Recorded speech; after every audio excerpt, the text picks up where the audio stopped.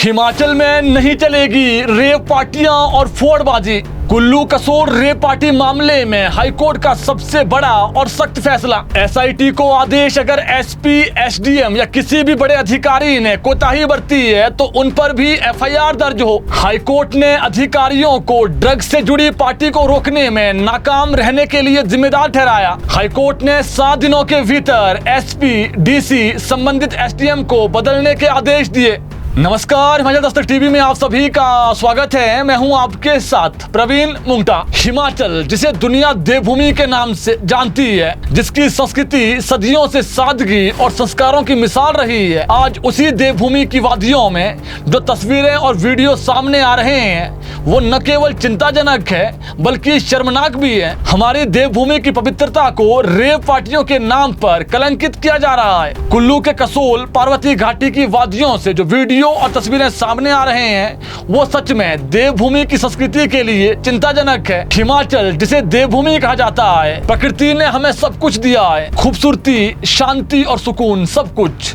लेकिन आज western culture और रेप पार्टियां जो कुछ जगहों पर हो रही है वो बेहद चिंताजनक है। इससे भी बड़ी बात सुनिए, जानलेवा ड्रग्स का काला कारोबार भी इन रेप पार्टियों में फल फूल रहा है। अब आप ही बताएं, रेप पार्टियां ये हमारी कौन सी संस्कृति है? ये वेस्टर्न कल्चर के नाम पर जो जाम पब्लिकली छलकाए जा रहे हैं, नशे में डूबकर युवक और युवतियां जो खुलेआम फोड़बाजी कर रहे हैं, क्या ये हमारी संस्कृति है? इस पूरे प्रकरण के बीच अब हाईकोर्ट बेहद सख्त हो गया है।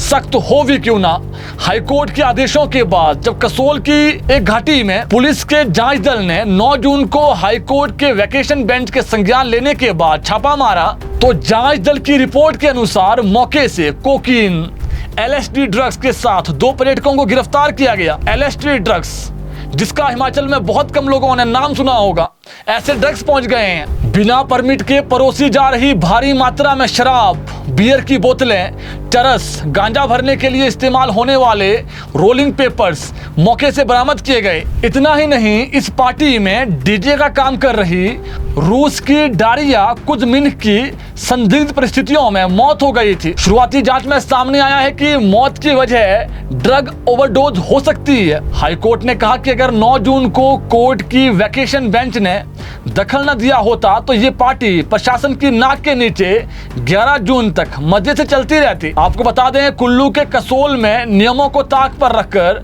आयोजित हो रही ये पार्टियां, रेप पार्टियां, अब इस पर हिमाचल हाईकोर्ट ने ऐसा फैसला सुनाया है जो आगामी समय के लिए भी एक मिसाल बन गया है। हाईकोर्ट ने सीधे तौर पर कुल्लू के डीसी, एसपी और जो संबंधित एसडीएम हैं उनको तत्काल प्रभाव से ट्रांसफर करने के आदेश दे दिए हैं। सरकार को हाईकोर्ट ने 7 दिनों के भीतर इन्हें बदलने के आदेश दिए हैं। मुख्य न्यायाधीश गुरमीत सिंह और न्यायाधीश विपिन चंद्र नेगी की खंडपीठ ने राज्य सरकार को 1 सप्ताह के भीतर कुल्लू के डीसी, एसपी और संबंधित जो एसडीएम हैं उनको ट्रांसफर करने के आदेश जारी किए गए हैं। साथ ही इन तीनों अधिकारियों के खिलाफ विभागीय जांच शुरू करने और पूरे मामले की जांच के लिए डीआईजी स्तर के अधिकारी की देखरेख में एसआईटी गठित करने के निर्देश दिए गए हैं। अदालत ने कहा है कि प्रशासनिक विश्वास बहाल करने के लिए कुल्लू में तुरंत योग्य आईपीएस कैडर के जो एसपी है उनको तैनात किया जाए, जो एसआईटी का हिस्सा भी होंगे। खंडपीठ ने कहा कि आयोजकों और अधिकारियों के बीच के गठजोड़ की जांच के लिए डीआईजी रैंक के अधिकारी के नेतृत्व में तीनों जिम्मेदार जो अधिकारी है उनके खिलाफ लापरवाही का जो मामला है,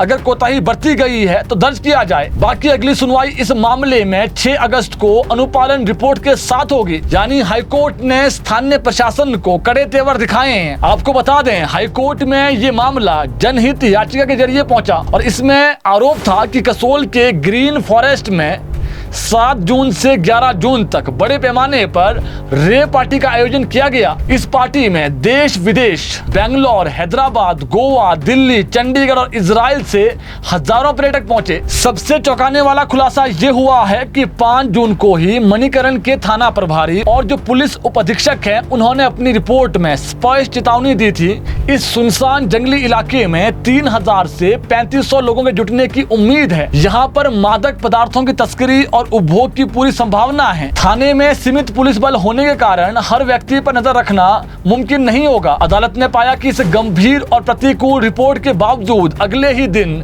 6 जून को एसडीएम की ओर से आयोजकों को लाउड म्यूजिक बजाने की अनुमति दे दी गई। अदालत ने पाया कि कुल्लू के एसपी ने अपने हल्फनामे में दावा किया था कि मौके पर कोई सीसीटीवी कैमरा चालू नहीं मिला, जबकि डिस्ट्रिक्ट लीगल सर्विसेज अथॉरिटी के सचिव की निरीक्षण रिपोर्ट के मुताबिक वहां 10 से 15 सीसीटीवी कैमरे लगे थे और उन्होंने खुद मौके से डीवीआर जब्त कर पुलिस को सौंपा था। एसपी के इस विरोधाभासी बयान पर कोर्ट ने गंभीर नाराजगी जताई है। न्यायालय ने कहा कि अगर 9 जून को कोर्ट की वैकेशन बेंच ने दखल न दिया होता तो यह पार्टी प्रशासन की नाक के नीचे 11 जून तक मजे से चलती रहती। यह सीधे तौर पर प्रशासनिक सरेंडर और मिलीभगत का मामला है। अदालत ने कहा कि व्यावसायिक स्तर पर इतने बड़े आयोजन बिना स्थानीय प्रशासन के संरक्षण के नहीं हो सकते। सबसे बड़ा सवाल अब यही है कि क्या स्थानीय प्रशासन की मिलीभगत के बिना इतनी बड़ी रेव पार्टी संभव थी? हाईकोर्ट ने इसे सीधे तौर पर प्रशासनिक सरेंडर और मिलीभगत का मामला करार दिया है। इस पार्टी में डीजे का काम कर रही रूस की एक नागरिक की ड्रग ओवरडोज के कारण मौत हो गई। आपको बता दें, ये उस रेव संस्कृति का विभत्स चेहरा है जो हमारी युवा पीढ़ी को बर्बाद कर सकता है। क्या हिमाचल में ड्रग्स और रेव पार्टियों के इस बढ़ते चलन के लिए सिर्फ प्रशासन जिम्मेदार है या फिर हम समाज के तौर पर भी कहीं चूक रहे हैं? आप सभी अपनी प्रतिक्रिया कमेंट बॉक्स में जरूर दें।